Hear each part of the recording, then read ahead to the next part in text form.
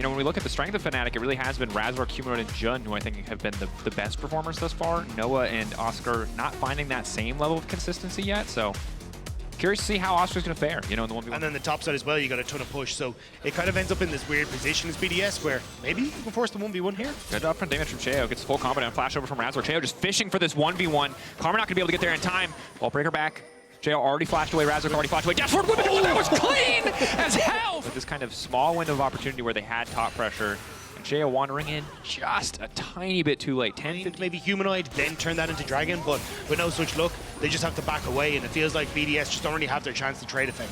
Dominance coming up from Adam, traded for the ulti of Oscar. The extended trade, Cheo now covering. Level 6 for Cheo, though. Oscar will be first to come in here. Cheo has to back off, knowing that Adam's not going to be able to get over that big wall. Jun here as well, so good heads-up play from Jun to reset and immediately walk top lane.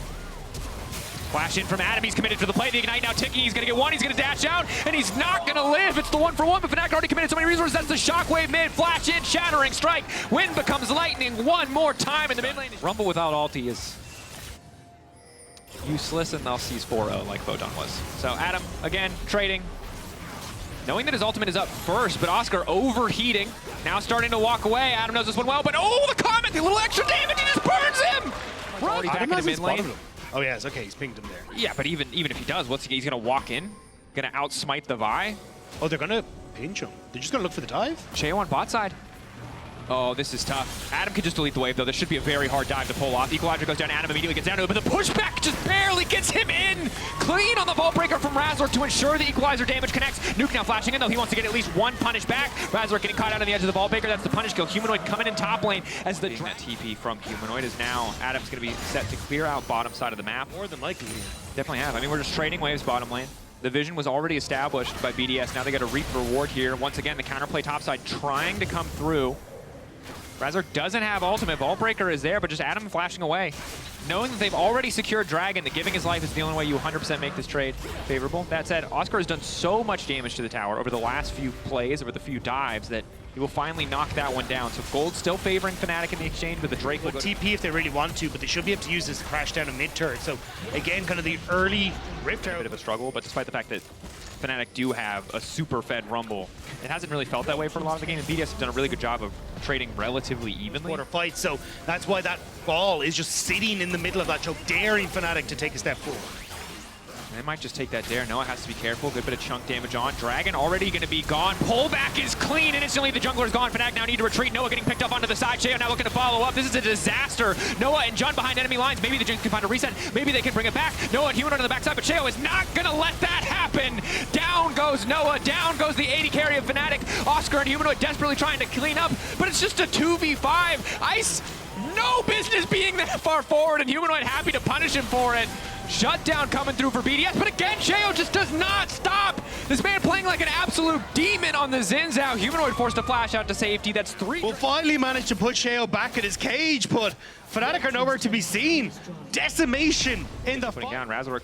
Oscar hesitating to even walk in. They don't have mid priority. They see 2 members now. They don't know that the Baron has been started. You can assume that they've guessed, but they haven't spotted the Crocodile in the bush. Adam waiting beautifully, instantly onto the back line, just looking to one-shot Noah. The Karma shielding, is it going to be enough? Noah now trying to hold on to his life. On the chase now coming through from Adam. They bought enough space for Noah briefly, but Ice, full HP, ready to keep this fight going. Oscar goes golden, but he's about to get taken down. Beautifully played by BDS. They bait the trap, and Fnatic can't help themselves. And trying to face check Labrov, trying to face check Cheo with a new goal through BDS could bring out.